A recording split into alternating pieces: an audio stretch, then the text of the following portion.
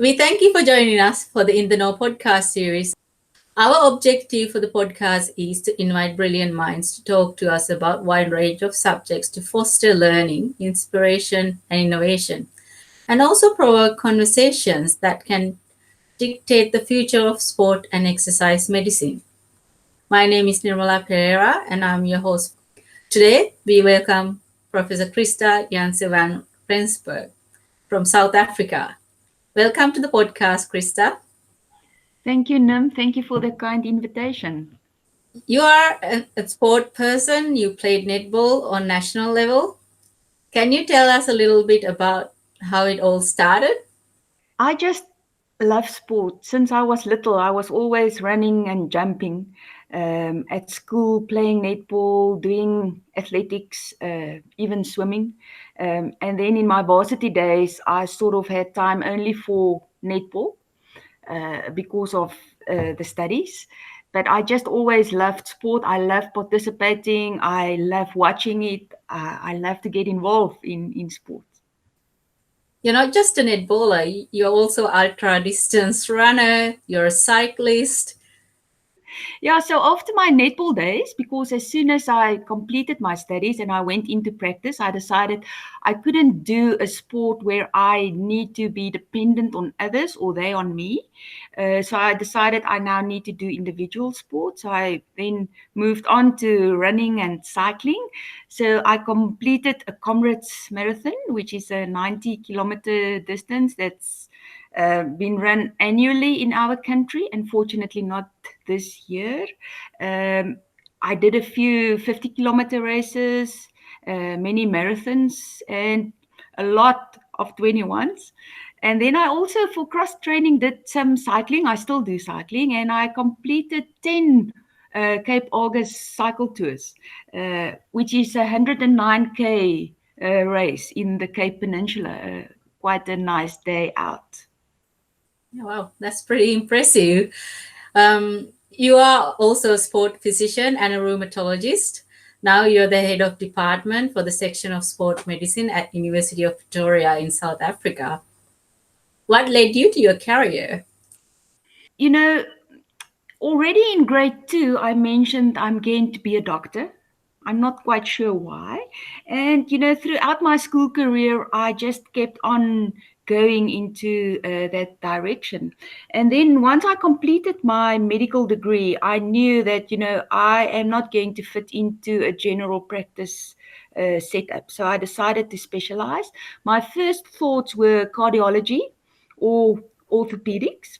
I sort of gave it both a test run and saw, no, this is not quite for me. And at that time at our university, the sports medicine course started.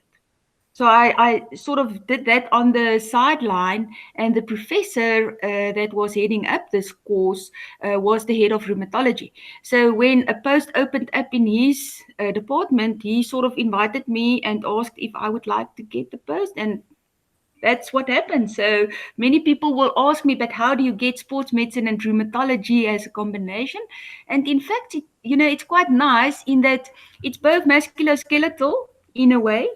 And I always kind of jokingly tell my patients, if I see them for a ACL problem, I will see you in 10 years for your osteoarthritis, so kind of a one-stop shop. But I'm just loving my job. You're also involved in many exercise led fellowships and memberships for a number of national and international committees. You are currently the president of the South African Sports Medicine Association. So congratulations. You are the third woman to hold this position. Can you tell us a little bit about these various roles? I think my real work is at the university, where I'm responsible to teach the postgraduate students to become sports physicians. And that role also entails quite a lot of administration and, of course, clinical practice that you will know about SEMLI with my colleague Martin Schwalnus, where we see sports-related problems and athletes from all the university clubs coming to our practice. Then I'm having a private rheumatology practice where I deal with my patients with arthritic conditions. regarding SASMA, so that is sort of on the sideline. But, when I took over the reins, my passion on education sort of came through. And that's one of my main focus points, to actually try and get education to everyone.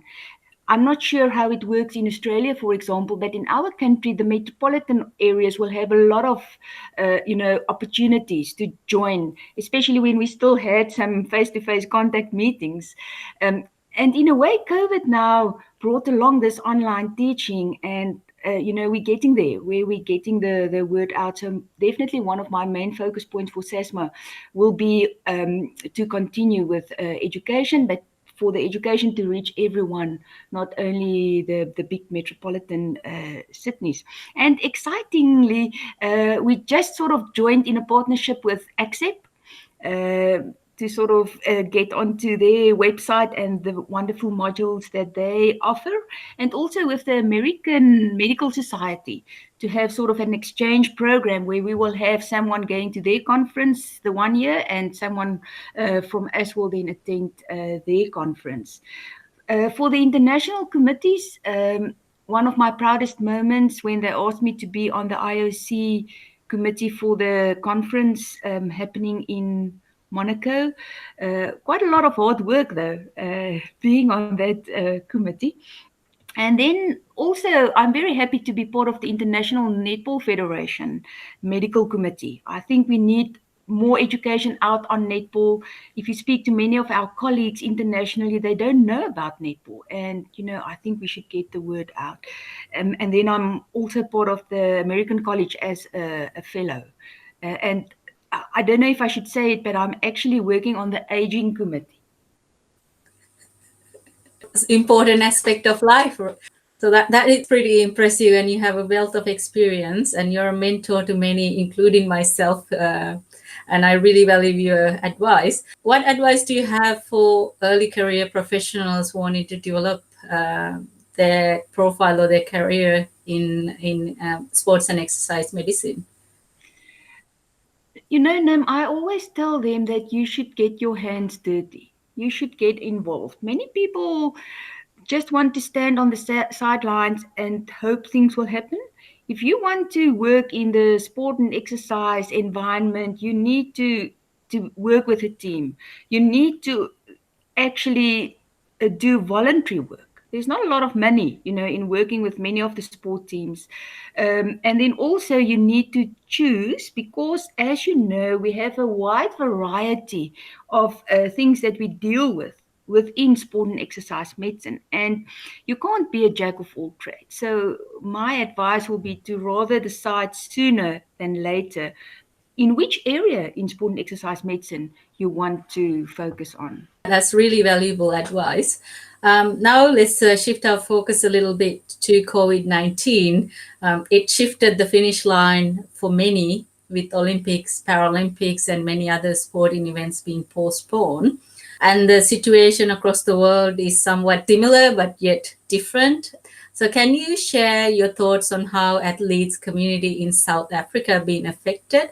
But firstly, can you paint a picture what it was like in South Africa during lockdown? So in our country, we had a level 5 lockdown from the end of March, and initially planned for 3 weeks, and then 2 weeks longer. And during that time, we were not allowed to exercise outside of your perimeter. So we couldn't go into the streets, you couldn't go to public spaces at all. If you lived in a little flatlet, that was it. Even in the areas where they have what we call estates, so you have different homes on the same sort of area, people were not allowed to go on the golf course to do some running. So it was terrible. I can tell you. Then they released it quite a bit to level 4, and now we were allowed to exercise from 6 to 9 in the mornings only. So the first day was quite emotional for me when I went out of my gate and there were hundreds of people in my street. People I didn't know that was living in my neighborhood, suddenly walking, jogging, there was one guy, even with one sort of leg doing his little thing. People were outside. And I don't know, if that was the cleverest, because now suddenly people were seeing each other and they were talking to each other. Exercising, not always the most important bit. And of course, our professional athletes, the Olympians, those weeks where they could not get out to exercise. It wasn't a nice time. It's still tough because we're in level 3 now. They do allow exercise any time of day, but we need to wear a face mask in public spaces. So this is sort of what I carry around to sort of do this. We try to tell people and educate them not to use the masks that's supposed to be used by the healthcare workers. But it is tough times. Yeah, it sounds pretty tough over there. As a sport physician and a rheumatologist, what are some of the challenges that you have faced during the pandemic where you work? Because you continue to treat patients during this period. Yes, so regarding patients, the challenge was really, the exposure and all the rules that you need to abide to. So it's social distancing, wearing a mask, having sanitizers, taking everything off your desk because it should be a clean desk. You and the patient sort of sitting across each other, and then you need to take them through. And in the back of the mind, if this patient now has COVID, I'm sort of also exposed. And then also with the rheumatology patients, my concern really, they're immune suppressed. And we're giving them drugs that will actually cause more immune suppression.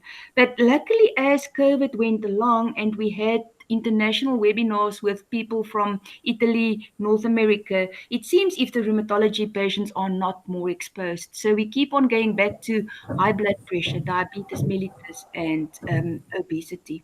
Some of the other challenges I faced specifically regarding the work at the university, suddenly everything needed to be online. So, it's easy to sit and chat because you have a lot of knowledge, perhaps, in your head. But now you need to send narrated PowerPoint out to the students, and then you have an online lecture where you can't see their faces. You don't know if they're really listening to you. So, luckily, my group is not big, so I could call them by name to see, are they really listening to what we're saying. But it's challenging because if you have a contact week, to have a lecture from 8 to 5, Monday to Friday. I thought that was impossible. So we actually divided our weeks into a day per week to see if we could get through that. But that was really some of the challenges. Some of the other challenges, of course, we can't do data sampling. The students need to do research projects. And also they need to attend to practical events to write as reports on what they're experiencing. And none of that can happen now. So we need to make other plans to get the academic work going. Yeah, I think it's a good segue when you mentioned about research project to the next part of the podcast, because to my knowledge, you and your colleague recently published the first study about the impact of COVID-19 in an athletic population. So you looked at the physiological, nutritional, psychological consequences of COVID-19 in nearly 700 athletes from 15 different sports. Can you talk us through some of the key findings? What was important for me from this study is the amount of uncertainty that people feel towards return to play, and there are no guidelines. So that, I think, is causing a lot of problems for our athletes. Then also the maintenance of the physical conditioning. What we found was that they kept on training, but at a reduced intensity, mostly on their own, uh, and they kept to 30 to 60 minutes per day. And interestingly, the male athletes sort of preferred own body weight exercises, and the females preferred the cardio sessions. What was a concern is, that outside of their sporting activities, when it was leisure time, they chose sedentary behavior. So they all sat, watched TV, play games. So that to me was a concern. And also they had a change in their sleep-wake patterns, in that they went to bed later, woke up later. So sort of not having a normal day like we used to. And then also regarding nutrition, they admitted to having a worsening of the diet, and mostly because of excessive consumption of carbohydrates. So maybe the little sweets packets sitting there, and you just sort of taking out of it, every time that you pass it. And the question on mental health, also more than half of the athletes admitted to some depression at a stage in the lockdown period. And one can vouch for that because we knew the conditions during lockdown. Interestingly, most of the athletes had good access to healthcare, but mostly to general practitioners. I don't know if they didn't opt to go to the sports physicians, or if the sports physicians were not available, but most of them went to the general practitioners. And what was really heartwarming for me is that they were well informed on, what COVID entailed, the symptoms, what should happen if you feel you have symptoms, the proceedings thereafter, and then also on social distancing, wearing masks, washing your hands all the time, sneezing into your elbow. So the knowledge out there is good, which I think is nice. Can you also give me a quick overview of some of the practical implications? I think that we all, or most of us, are thinking on what happens now after lockdown. But I think we also need to look at what's happening during lockdown. Many countries are still in strict lockdown periods. We in level 3, so still not back to normal. You're not allowed to exercise in groups. So we need to think during and after on all the aspects, physical, psychological, nutritional, all of those we should definitely think of. And then, of course, going back to our normal ways, people have deconditioned. So we now need to get that load right. Too little will be harmful, and too much will also be harmful, and not only towards injury, but also towards causing illness. And perhaps I can refer the people to just read two of the publications in the BJSM that was published in 2016 on how much is too much regarding injury and illness, if we talk specifically load. You mentioned about sleep hygiene, or the sleep was affected. More and more publications are coming out to show us that sleep has a huge effect, not only on performance, again on general health as well. It can, if you didn't sleep well, you can have slower reaction time. Your vigor will go down. Your strength may decrease. You will struggle with endurance kinds of exercises. And again, a very nice paper by Vitali et al. That was published in August last year in the International Journal of Sports Medicine, that's specifically looking at the important role that sleep play in the recovery of the athlete. So perhaps something that people can go and read. Thank you. I just want to touch up on return to sport aspect, because you say South Africa is in level 3 lockdown, but there's other parts of the world that's starting to open up. And your study found that I think it was about a third of the athletes weren't unsure about returning to sports. I think return to sport, it's a whole host of things that we need to think about. It's the athlete on a daily basis. They need to be checked if they perhaps now have symptoms of COVID, and if they test positive, what do we do? And if they get symptoms, how do we treat that? So that will be the one aspect. Then the other aspect will be stadium preparation and training together. So how do you do this social distancing with a group of people training together? And I think I saw a tweet from Roald Barr where he said we all sit and we're having these meetings and we're the experts, but we don't have the evidence, and that is the problem. So we will only really know once we start to go out there and see the consequences. And I've came across two very nice papers on giving us some advice on return to sport. The one is and I don't think that you'll be able to see this. This is a viewpoint that was published in the JAMA, a game plan for the resumption of sport and exercise after COVID-19. And then there's another one, which is sort of a question and answer session with some of the esteemed colleagues in cardiology. But they have very nice algorithms, and this was published in the European Journal of Preventive Cardiology. I can let you have those links. So I think, for now, we all try to think what may happen, but when we start to do that, we need to just take a step back and think of everything. So the athlete being positive, being negative. Do we have everything in place at the stadiums? Do we allow spectators? A lot of things that need to be considered. Yeah, and a lot of athletes are also anxious about returning to sport as well. I think that the lesson that we may have learned also from this is that, and we know that many times athletes live for the moment. They forget to plan for the future.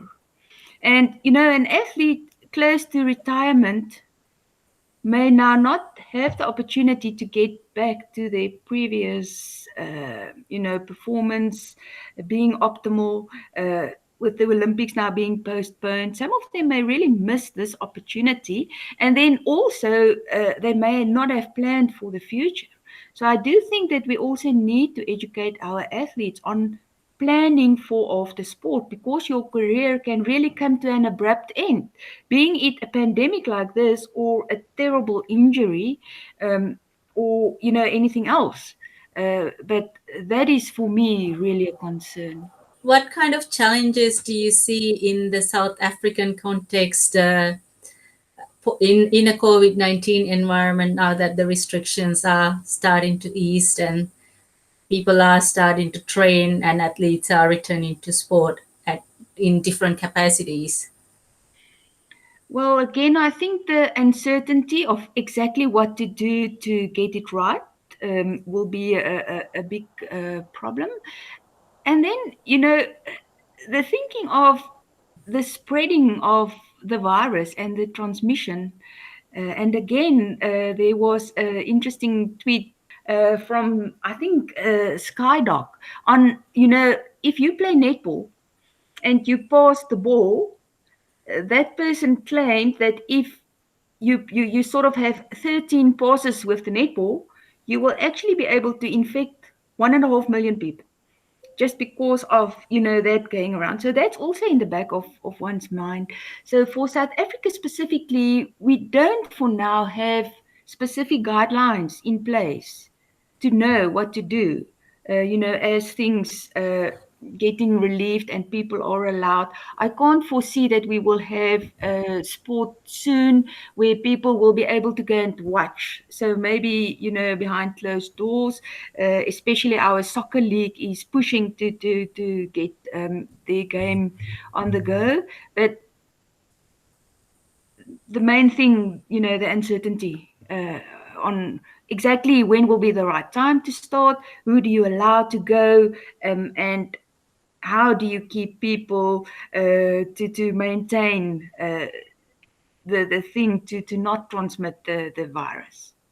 Every dark cloud have a silver line. So what are some of the positives that came out? I think it gave people time to reflect, on what is really worthwhile pursuing.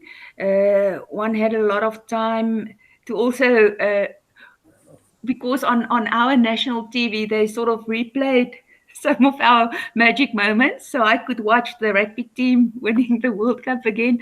Those kinds of things were nice. And then other positives, family spending time together. We're always so busy, running around, outside of our family sort of society. And I know that many of the people in South Africa, when lockdown started, they sort of moved in together, families. So that is really a very nice thing that happened. Thank you. I think that's a nice way to wrap it up. Thank you so much for your time, Christa. And also a special thank you to our audience for joining us today.